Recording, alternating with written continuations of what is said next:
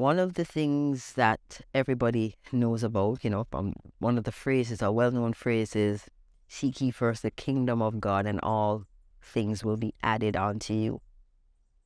What that means is that if you cultivate and understand your own spirituality and your own evolution and growth, and you take the time and invest the time and energy into manifesting your soul's evolution and your personal evolution, that's the best investment. Because when you've done that, you're automatically vibrating at a much higher level. And when you're vibrating at a higher level, you're able to magnetize what it is that your soul and yourself needs in the moment, right?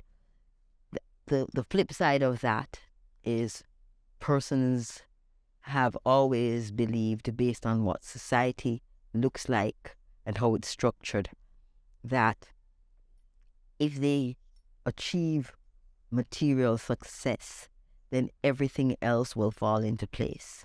I think we've seen enough globally to know that that is not, that's not true. It's false. Many people who have a lot of material wealth are suffering inside.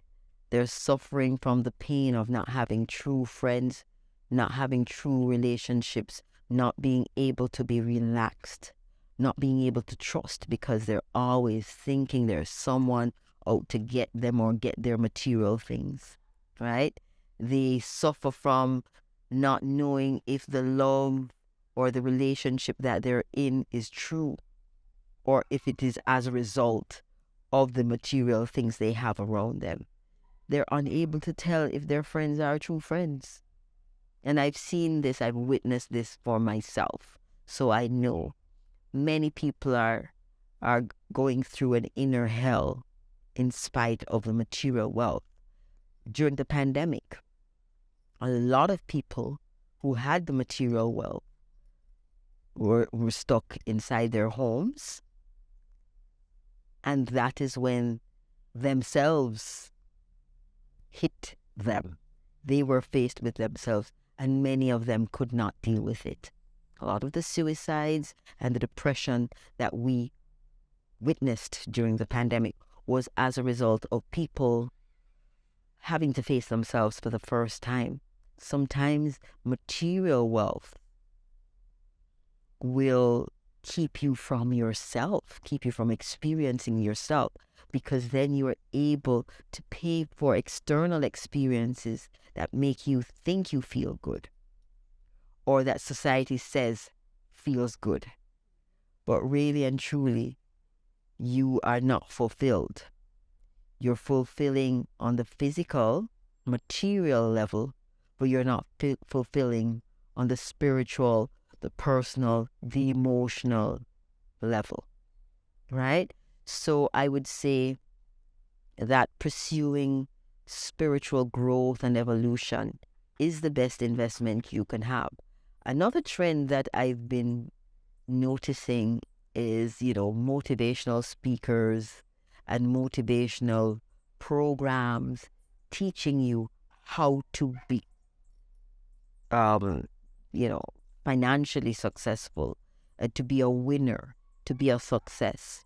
And so I've seen the extreme cases of people that live their lives on to-do lists and goal lists and objectives lists that can't be satisfying at the soul level. Yes, you're able to tick the boxes, but are you truly ticking the boxes on your growth and development? Or are you just ticking the boxes on what society has deemed to be success? So you hit those goals in terms of your financial, you hit the goals in terms of number of projects completed and number of times you appear, in the newspaper or on the social pages, or the number of parties that you get invited to. And those are, benchmarks for persons who are dealing with material. But if you took those things away, what would you be left with? Right? I also observe that in women who have perhaps married for, material reasons. And sometimes they find themselves in a loveless marriage with everything that money can buy, but you can't buy love with money or with material things. And the human is designed for love. And so with an absence of love, there is always going to be a feeling of inadequacy, of sadness, of depression, unhappiness, and we're seeing a lot of that.